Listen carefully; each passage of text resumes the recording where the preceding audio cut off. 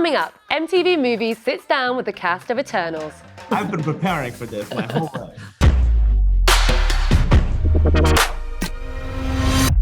Hello and welcome to the brand new look for MTV Movies with me, Tyler West. And me, Hanna Flint. So in each show, we'll be diving into the latest blockbuster movie release. And spilling the tea with Hollywood's finest. Oh my days, the actual Daniel and Rami. Nice to meet you, Jamie. Hello. If we was to walk into karaoke, what song are we singing? No, we're not. You heard what I said. Yeah. You want them? I mean, I get booed off. Can you sit through it? Because I found myself wincing. No, I had a pillow over my head 95% of this movie. We're basically the biggest film fans MTV could find for the job. You know what I mean? They didn't look very far, but Nope. we're here. But we're not alone. For each episode, we'll have a special guest host, and today we're joined by stand-up comedian and fellow movie buff, Thaniya Moore. Ow. Hey How are guys, I'm good, how are you? Better for having you here, Tanya. She never says that about me. I love you too, Tyler. So, Tanya, let me ask you, if your life was a film, what would it be called? Oh, The Lion, the Witch and Uber Eats. Same, I think that's mine too. Tanya will be helping us dissect the newest film to come out of the MCU. That's the Marvel Cinematic Universe. That's right, because this episode is all about film free in phase 4 of the multi-billion-dollar media franchise. That's right, we've had Black Widow, we've had Shang-Chi, and now the world is about to witness the power of the Eternals. Drop just Eternals. Just testing you, Sorkin, right? Here's a clip.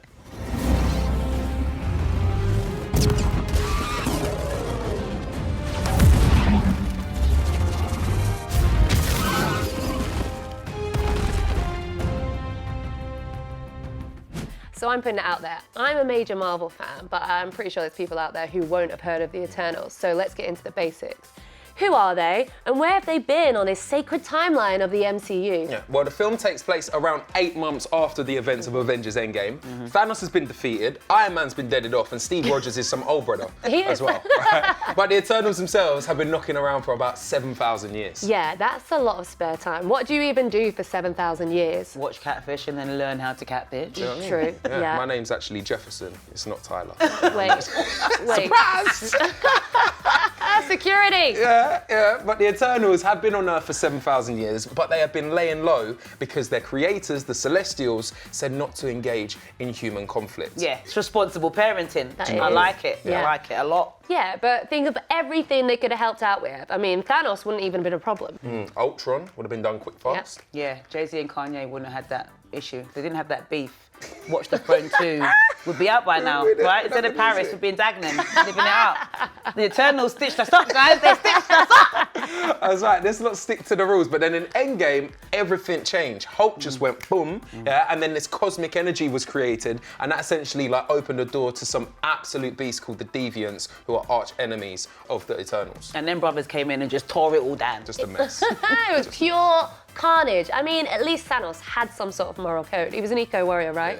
He thought he was being merciful, but the Deviants are on another level, and so the Eternals are now allowed to step in. And as if that wasn't enough, there's some mysterious event called the Emergence. It's happening. There's 7 days until the you-know-what really hits the fan. It stresses me out. Like, what is it, 7 days? Are you Craig David? What do you mean? No!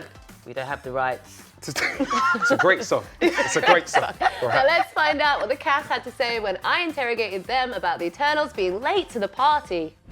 Hi, Hannah. Nice to see the DVDs. It's always good to see a DVD. Hi, Gemma. Hi, Richard. Hi. Hi, Hannah. So I suppose the first thing, if Cersei and Icarus were on Facebook, what would their relationship status be? It's complicated. It's complicated. Were you both quite new to the Marvel Cinematic Universe? Did they give you like a little PowerPoint presentation of, here's what you've missed? I wish. No, I had to do my homework. I'd sort of seen a lot of Marvel movies over the years. I didn't need too much schooling. I mean, I think I've watched most of the films and enjoyed them, but this felt very much like its own thing, even though it's connected to everything that came before. It feels like such a different tone, a different world that's being built. So, yeah, very different experience. I'd watched everything before. It's one of those jobs that when you get, and then you've already done all the prep because I've watched all the films multiple times, so I'm already pretty clued up. So it was actually quite a joy thing. Right? I'm going to have to sit and watch all of the Guardians of the Galaxy. great. I was like, oh, it's so much information. There's so many movies, so many characters. I've seen some of them, but I just felt like, oh, I don't know if I paid attention in the way I need to pay attention now. You know, you were just going for the ride. I've seen every MCU movie many times, so I've been preparing for this my whole life. Tell me, Kit, your character, he's not an Eternal, but he's connected. So tell me how he's connected and what he's doing in this universe. You know, I'm one of kind of 3 human representatives in this movie. My character Dane is in a relationship with Cersei. You know, I come in at the top and I sort of establish the world in some ways. So can you tell me how much you think you have in common with Ajax and Kingo? Well, can we answer for each other? Yeah. I'll say, basically, Ajax is authority and empathy and intelligence. And there's just like such an intelligence to you. In every scene, you could tell, you know, you could see stuff happening in your head. And I was like, how did you do that? And I was like, oh, that's just who Selma is. Much as we can, we've been together for thousands of years. I think when you've lived that long, you can sometimes get a bit bored of everything or a bit jaded. And Cersei's character sees the beauty in the world, notices the things that Icarus misses or has seen before. And I think that's part of what keeps them together, is that she brings all the joy into his life through her eyes. I thought you nearly said Icarus was bored of Cersei. And I was like, excuse me, Cersei. Bored of Cersei. He said 5,000 years. That's enough. Let's wrap this up. He is somebody who has this everlasting wonderment in life and joy of life. He combines that with a sense of duty. He's completely self-centered, which I have to say that might be the only one quality of Kingo that it's not like him, because he's very generous. But I think that his character also needs to always feel loved. So he's very good at being diplomatic and fun. We have tweets. We have all the tweets. At Ash Crossan says, loved Eternals, surprisingly funny, felt quite different than where we've been. Almost forgot we were in the MCU at times. Man got blipped. You did. At Moore Garrett says, Eternals struggles with the amount of characters it introduces us to. Yeah. So it's like when you go to a wedding reception or something like that and you meet people and then you're like, yeah, you get to the next person, you forgot the previous person's name. Yeah, it's like that. yeah, and everyone's an auntie. Yeah. And then we got one, Hakeem said, so why didn't you guys fight Thanos? Because we were busy fighting White Walkers. Yeah. Shout out Kit Harington and Richard Madden. For me, one of the best things about this movie is Chloe Zhao. She is an amazing filmmaker. She made Nomadland. Did you guys see it? Did you find it remarkable, just like me? Big film, massive film, but imagine going from Nomadland to like one of the biggest Marvel blockbusters. That's intense. It's mad, 0 to 100. Yeah, it's a massive change. It's a pretty different film. Yeah, but Chloe Zhao, she's amazing. When you look at her career, she's never done anything like Eternals before, so you're right. But neither had the Russo brothers, right? They did You, Me and Dupree, and then they did Winter Soldier. Yeah. I mean, that was a big shift. And then if you look at her career, I mean, she started off doing shorts between 2008 and 2011. Her debut feature was Songs My Brother Taught Me. That came out in 2015. Number 2 was The Rider, which is an amazing Americana Western drama. She pretty much cemented her abilities in that sort of filmmaking. And then she made Nomadland, which is a film that you have to wonder which award didn't it win. She won several Oscars, including Best Director. And, you know, who do you want to direct a Marvel film? The best director, right? Exactly. You can get Hannah's Chloe Zhao fan t-shirts. I do. All the merch available just down below. Yeah. Proceeds go to charity. I'm the charity. Yeah, exactly. Isn't it? Chloe Zhao's smashing it though. She's smashing it. She really is. And I think Eternals is Hollywood stepping up. You know, this film proves that you don't need the same old white faces making and directing blockbuster films. I reckon that means that I could direct the sequel. Yeah, You know what how I mean? many Oscars have you won, babes? Continue. Leave the rest of the things there. Well, maybe you can win this, Tyler. This is going to be the MCU pop quiz. You versus Thaniya. Say your name first if you think you know the answer. Are you ready? Yeah. No. Okay.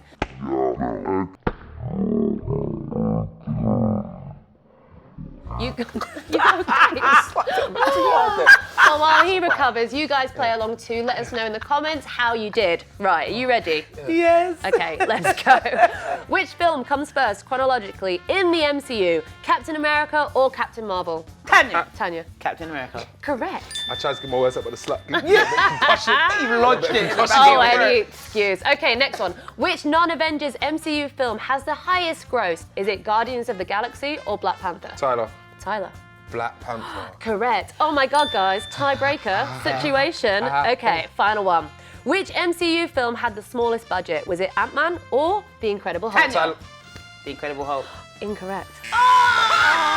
Yes! Oh dear. Yes! Let's see how the cast of Eternals handled a few more probing questions. Richard, did it give you flashbacks of Game of Thrones though, seeing as Gemma's character's called Cersei? Was that quite triggering? I think the fact that Kit was in it was a bit more triggering.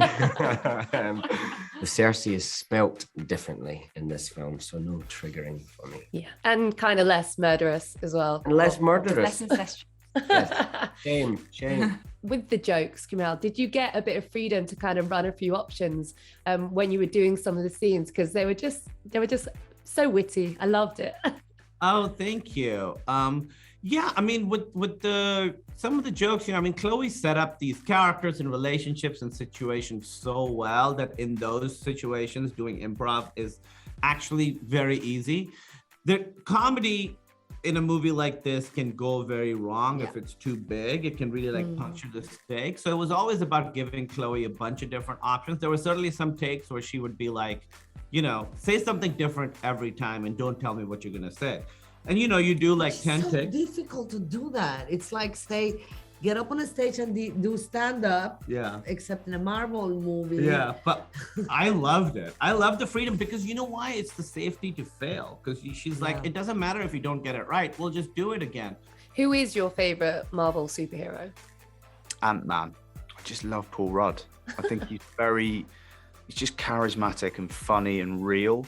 I love that character because he feels just like a real human who just wandered into this, Yeah. And that's what I love about that story. Eternals is the vegan sausage roll of the MCU.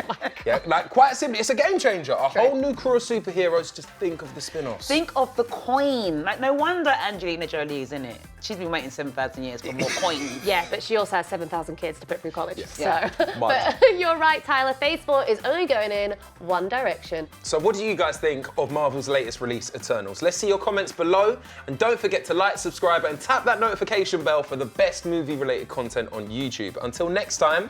This has been MTV Movies. Watermelon sugar. Bye. Bye.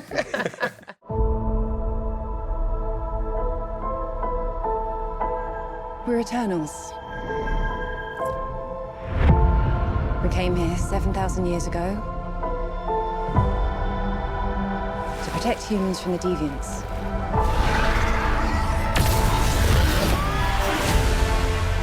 Why didn't you guys help fight Thanos? Or any war, all the other terrible things throughout history? We were instructed not to interfere in any human conflicts unless deviants are involved. By who?